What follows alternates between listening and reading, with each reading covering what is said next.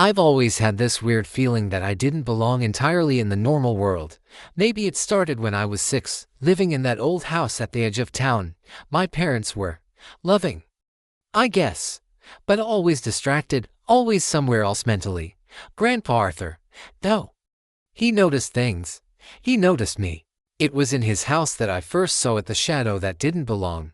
I remember sitting in the corner of his study, thumbing through one of his old journals, when a faint whisper drifted through the room. I froze, my heart hammering. "Ethan," it said, soft, argent, almost familiar. I looked up. Nothing. The sunlight from the window hit the wall at just the right angle, but there was no one there. Grandpa never said anything when I asked. He just gave me that look, the one that made me feel like he saw the invisible too. That night, in my own bedroom, I swore I heard footsteps coming from the attic. Not loud, not exactly scary, but deliberate. I peeked at the ceiling and swore I saw the outline of a door that shouldn't have been there. Vanished when I blinked. I told myself it was my imagination, but the dreams were worse. I would wake up to find my room colder than it should be, shadows stretched across the walls in impossible ways. And always, the whispering. Sometimes it was my name.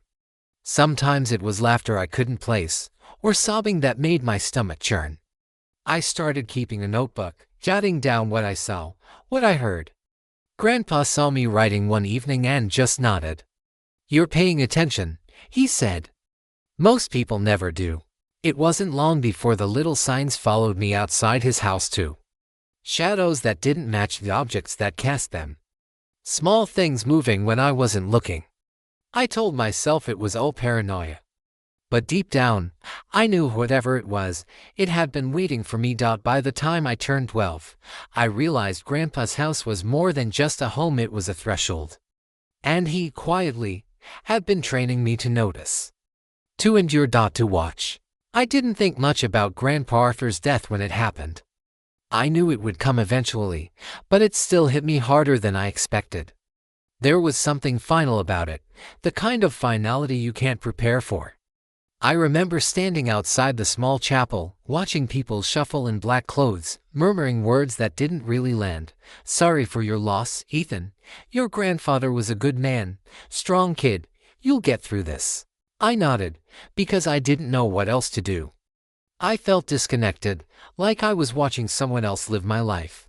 The funeral itself was what I'd come to expect from family gatherings like this: polite, empty condolences, the smell of cheap perfume, the muffled sobs of distant cousins I barely knew. But there was something off. The air felt heavy, like the room itself was holding its breath. I couldn't shake the feeling that eyes were on me, eyes that didn't belong to anyone living. When it was over, I went back to Grandpa's house alone. The quiet inside was suffocating. His study smelled of old paper and cedar. And that's when I noticed it, a chest tucked into the far corner of the room, almost invisible under the shadow of a tall bookcase. I had seen it 1,000 times before, but for some reason that day, it called to me. It was heavy, dusty, locked with a small rusted latch. I knelt down and hesitated. There was a sense of wrongness about it, the kind you feel deep in your chest. Like something that shouldn't be opened, but I couldn't resist. I lifted the latch. And it clicked in a way that sounded alive. Inside, there were a few mundane things at first: an old pocket watch, a folded coat, some photographs. Then, at the very bottom, a thin white envelope with just 2 words written in Grandpa Arthur's precise handwriting: "Read." Carefully, I tore it open. The letter inside was unlike anything I'd ever read. "To my grandson, Ethan, if you are reading this, it means I failed. And it means you are the last Hale who can do what I no longer can. Your inheritance is not money or property, it is something far more dangerous. Something you cannot ignore. In the attic, there is a door. You have not seen it, but it has seen you. It reveals itself only to the men of our bloodline. I kept it locked for 60 years. Now it is your turn. Follow these rules. 1. Do not open the door, no matter what you hear. 2. Stay within 10 feet at all times. 3. When it speaks, do not respond. 4. Do not close your eyes for long. 5. Rest only when the sun rises. More rules will appear. The door learns, it adapts, it tests you. fail, and you die, or worse, you release something the world is not ready for. I laughed at first. A door that could kill me, yeah, sure. Grandpa had always been dramatic, but this was different. The words felt alive, like they were crawling into my chest. That night, I went to the attic. The floorboards creaked under my weight. They are colder than it should have been, and then I saw it. The door, dark, redwood, its surface covered in strange scratches, almost as if something had tried to escape or enter. It seemed to breathe. A faint pulse of heat radiated from it. My stomach sank. I didn't step closer. I sat on the floor, heart hammering, and just watched. 4 hours. Nothing happened, and yet I couldn't leave. I felt responsible. Later, I realized the first rule wasn't just about survival. It was a test of endurance. The door watched me, knew me, and I knew somehow that my grandfather had spent decades doing exactly what I was about to do. The attic was hotter than it should have been for a November night. Dust hung in the air like fog, and every creak of the old house sounded louder than normal. I climbed the stairs slowly, clutching Grandpa Arthur's letter, my heart hammering in a rhythm I could almost count. The rules, his warnings, they all screamed in my head. Do not open it. Stay close. Do not respond. And there it was out the door. I had imagined it 100 times, but reality was worse. Dark, red, almost pulsating. Its surface was scarred as if someone or something had scratched at it for decades, desperate to escape. The scratches moved in ways that didn't make sense, bending like shadows that weren't attached to anything. I sat a few feet away. I couldn't get closer, not yet. I told myself it was just wood, just an old door, and that Grandpa Arthur's warnings were a trick of an overactive imagination. But the air told me otherwise. It shifted, heavy and deliberate, brushing against my skin. I realized I could hear my own heartbeat louder than anything else. Hours passed. At first, there was nothing. Then came the whispering. It was faint at first, like the wind, or maybe my own thoughts, but it became distinct, words forming shapes that made no sense, then slowly turning into phrases I recognized, my name, places I'd been, memories I hadn't shared with anyone. I froze, my pulse in my ears. I remembered Rule 3, do not respond, and I didn't. I just watched and listened. The nights became routines. Daylight existed, yes, but it was irrelevant. My mind started measuring time not by hours but by the door, its breathing, subtle movements. Even the way the shadows leaned toward it. I counted every scratch, every tiny imperfection in the wood, memorizing them as if survival depended on it, which, at that moment, it very well might have. After the third night, I started hearing it more clearly. Not just whispers, but crying. A soft, pitiful sound, like a wounded animal. I wanted to comfort it, to reach out, but the rules said no. I sat frozen, chest tight, and let it cry. And with each sob, I could feel the room shift around me, the floorboards darkening, the air shimmering, the door almost alive. I began seeing shapes in the corner of my eyes, shadows moving without light. I chalked it up to exhaustion at first, but soon realized it wasn't exhaustion. The door was showing me things. Memories, futures.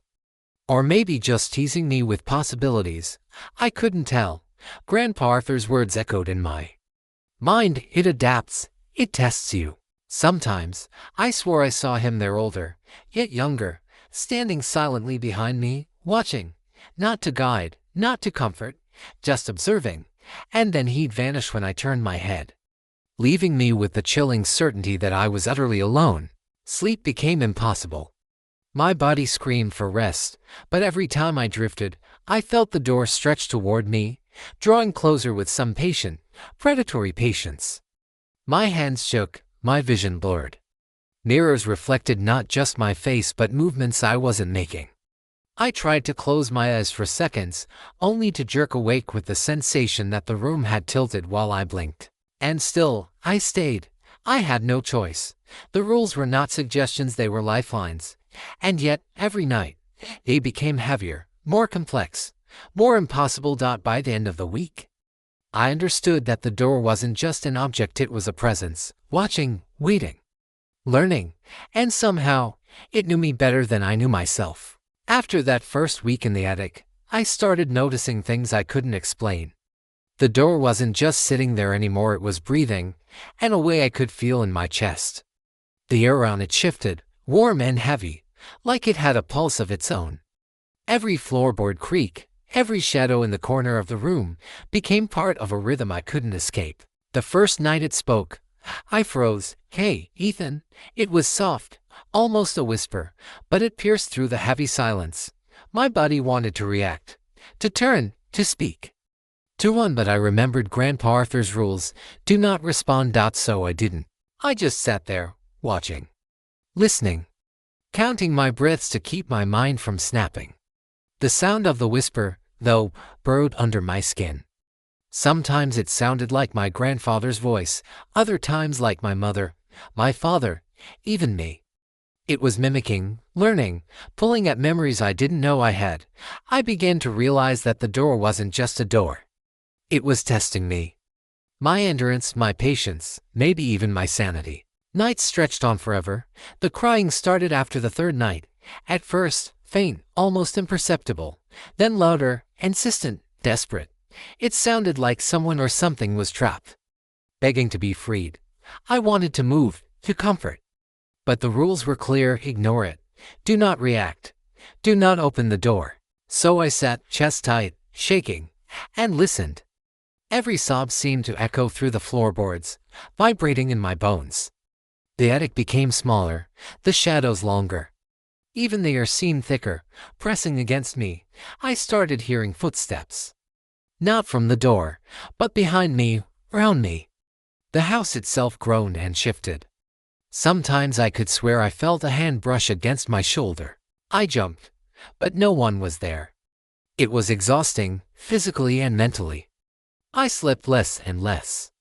Hours became minutes, and minutes became endless. I tried to write notes, to log what I heard and saw, but the pen barely moved in my trembling hands. Sometimes the writing would smear on its own, as if the air was alive, interfering. And always, the whispers. Names, futures, lies, promises. I almost believed them once, and almost moved closer to the door, but I didn't. Mirrors became a nightmare. I set one up to watch the door from 2 angles. For a few nights it helped. Then the reflection started to change. My reflection moved independently, bending over me, whispering words I hadn't spoken. When I looked away, the reflection was gone.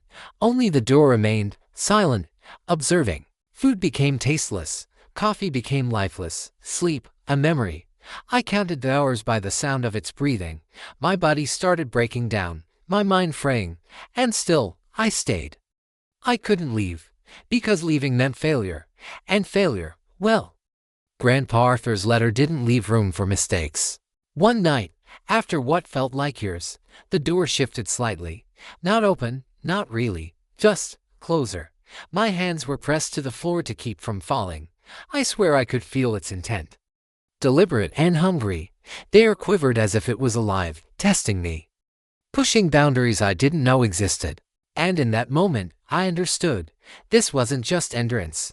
This was a war, against something ancient, something patient, something that knew me better than I knew myself. And I was the last line of defense, not money, not property, not even memories. My vigilance. My resolve, that was the inheritance. I don't know how many nights I've been up. I've lost track of time. Days blur into nights, nights into weeks. But still, I sit, watching, listening, waiting, because the door tests me. Yes, but more than that, it learns me. And I cannot fail. By now, I had stopped measuring time with clocks. I measured it with the door. Every shift, every groan of wood, every faint whisper was a tick on an invisible clock. And then it moved, not like before. Not a subtle quiver. It slid closer. Slowly, deliberately. My notebook, my only shield, trembled in my hands. I wanted to scream, to run, but something inside me froze. It was closer than the rules allowed. Rule 14, do not touch it. I hadn't, but it was reaching. I could feel it in my chest, a pressure that wasn't air, not wind, not anything natural. The floorboards bent under a weight that wasn't mine. Shadows stretched toward me, flickering in impossible angles. I tried to stay calm. My body shook so violently my teeth rattled. Sweat coated me, but the room itself was still freezing. And then, I saw it, something pressing against the wood from the other side. Gray, scaled hands, each fingertip ending in a slit curve that left the wood indented. It was testing the door, testing me. I thought about my grandfather. For 60 years, he had sat here, watching, waiting, enduring this. How? How had he survived it? And now, it was my turn. The next nights were worse. I couldn't tell if I was awake or dreaming. Sometimes I felt it breathing on my neck, or heard it whispering my parents' voices, telling me to open the door. And when I obeyed with my eyes just a blink, it mocked me, echoing my thoughts back to me in distorted, hateful versions. It was patient. Patient, but relentless. Every movement of the door, every shift in the shadows, brought it closer. And with each inch, I felt it learning me, reading me, probing my fears. I tried a trick. I placed a mirror opposite the door so I could watch without turning my head. It worked, at first. Then the reflection changed. It moved independently, mimicked me. Sometimes distorted, sometimes horrifyingly perfect. And when I glanced back at the real door, the hands were closer, the scratches deeper, as if impatient. I started to mark my place on the floor with painter's tape, a reference point. Every night, I measured, tracked, counted, 10 feet, 8, 6, until I stopped measuring. It was closer than I dared to acknowledge, and I could feel it in my bones. It wanted me to know. It was patient, but inevitable. My body was breaking down. Exhaustion had nothing to do with normal sleep. My hands shook constantly. My vision blurred. My heartbeat was an echo of the door's pulse. And still, I didn't move. I couldn't. Failure wasn't an option. Not yet. Fear changed when it was about to act. A pressure like wet cloth pressed against me. My hair stood on end. The shadows shifted and whispered.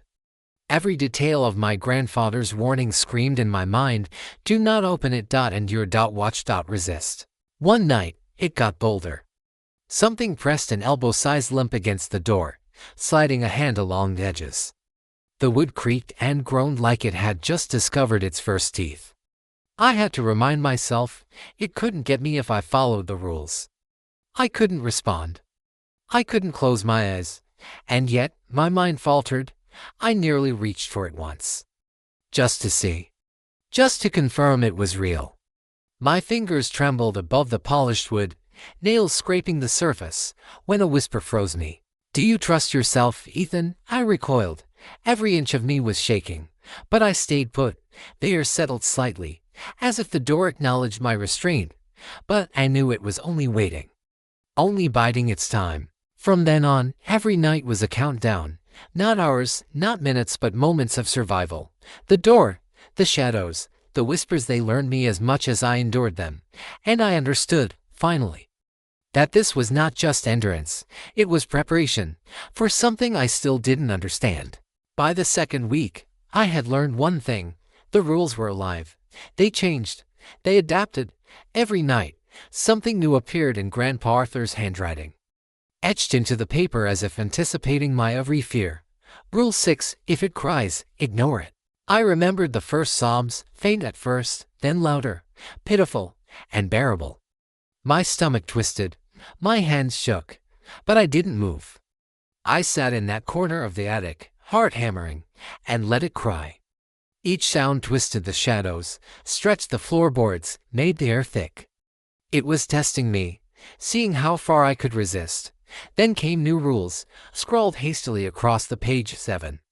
It will show you things. Believe nothing. 8. It will tell you the future. All lies. I laughed nervously. Lies. I didn't care. I wanted to see, to understand, to peek behind the veil. And the door complied. The first vision was soft. A future I wanted, bright, warm, alive. My future children laughing, their names whispered by the door: Elise, Michael, Jonah. A life I could have, if only I let go. I almost reached for it.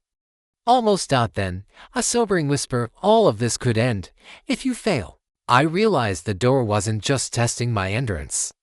It was testing my desire, my attachment, my fear. Each vision was a trap, a lure. And every time I resisted, I felt it pulling back, retracting, waiting for a mistake. Days merged with nights. I stopped counting. My body and mind were fraying.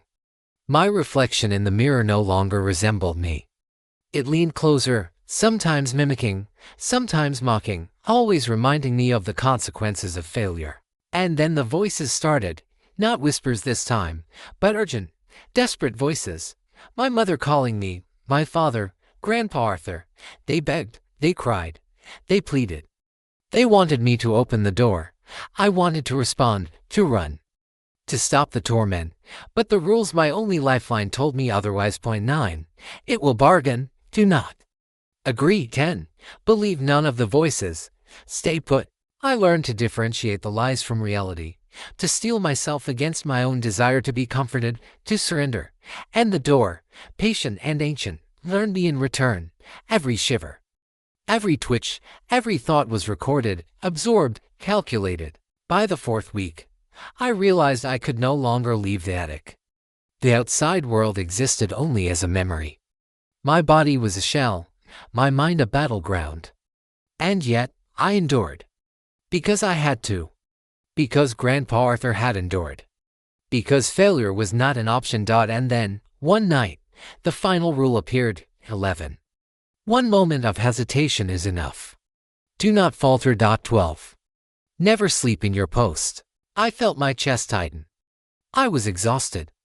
I couldn't remember the last time I'd felt sunlight on my face. The floorboards beneath me groaned with every heartbeat, every breath. The door leaned forward, the shadows stretching, hands pressing from inside. I knew then that this wasn't just endurance. This was preparation. For what? I didn't know. But I understood, finally, the weight of my inheritance. My grandfather hadn't just left me a house or memories. He had left me a duty, a war. The whispers, the visions, the cries, they were all part of it, part of the test. And I, Ethan Hale, was the last line. I sat, trembling, exhausted, yet resolute. And I realized I would endure. Because the door wasn't just a door, it was everything my family had protected for 60 years. And now, it was mine. By the 5th week, I had changed. The attic was no longer a place I entered. I lived there, suspended between night and day, between fear and endurance. My body ached, my eyes stung, and my thoughts were fragmented into 1,000 overlapping echoes of voices, memories, and warnings. The door was closer than ever, not just physically, but mentally. I could feel it in my chest, pressing, breathing, testing. Its whispers had become more precise, more intimate, naming my hopes, my regrets, the things I had never admitted to anyone. And then it spoke clearly for the first time. Ethan, it's time. I wanted to scream. I wanted to run. Every fiber of my being shouted to break the rules, to open it, to surrender. But I remembered Grandpa Arthur's final warning, one moment of hesitation is enough. Endure. I steadied myself. Every ounce of fear became focus. Every trembling breath became discipline. The attic seemed to shift around me. Shadows rose like waves, pressing the walls inward. The floorboards bent under weight I couldn't see. And through it all, the door's red surface pulsed with life. I realized something that terrified me. It was watching me. Yes, but it was also learning, adapting, becoming smarter, patient beyond comprehension. Rule 15. When you close your eyes for the last time, the door will open from inside. I understood then that the test wasn't about survival alone. It was about endurance, restraint, and trust. My grandfather had spent 60 years keeping it contained. And now, it was my turn. The crying started again. Soft, pitiful, begging. Voices of my parents, echoes of my grandfather, calling me to open the door. I wanted to respond. My chest tightened, my knees buckled. But I didn't. I endured. The next moment, the shadows moved as if alive, hands pressing from behind the wood, clothes scraping faintly. Heat radiated from the door. My reflection in the mirror trembled, then spoke my name. A dozen voices overlapped, each pleading, bargaining. Rule 16, you will forget which side of the door you are on. And I did. Time, space, self all meaningless. Only one constant remained, I could not open it. I would not open it. Then a calm voice, soft, almost gentle, like Grandpa Arthur's, reached me. Ethan, you've endured. You've watched. You've resisted. You are ready. I felt it then, a subtle shift in the air, a lessening of the pressure. The door had tested me to my absolute limits, but I had survived. Not because I was strong, but because I had understood what it meant to protect. What it meant to inherit this responsibility. I sat there, trembling, exhausted, yet triumphant. The attic felt heavier, quieter, as if the house itself acknowledged my endurance. I didn't open the door. I didn't need to. My grandfather's warning echoed clearly in my mind. Sometimes success isn't about opening it, it's about holding it closed, no matter what you see or hear. And then, slowly, dawn came. Light spilled through the attic window, illuminating dust motes and golden streams. The shadows receded. The whispers faded. For the first time in weeks, I could breathe. I descended the stairs, weak but unbroken, understanding now the true nature of my inheritance. It wasn't money, nor possessions, nor even a family home. It was the burden of vigilance, the weight of protection, and the knowledge that some doors are never meant to be opened. Grandpa Arthur had left me more than a house. He had left me a legacy, a test. And I had passed not by defiance, not by curiosity, but by endurance, restraint, and understanding. I looked back once, at the attic, at the door. It didn't move. It didn't breathe. It simply waited, patient, eternal, and perhaps proud. I exhaled. For the first time in what felt like an eternity, I felt alive, and I knew I was ready for whatever came next.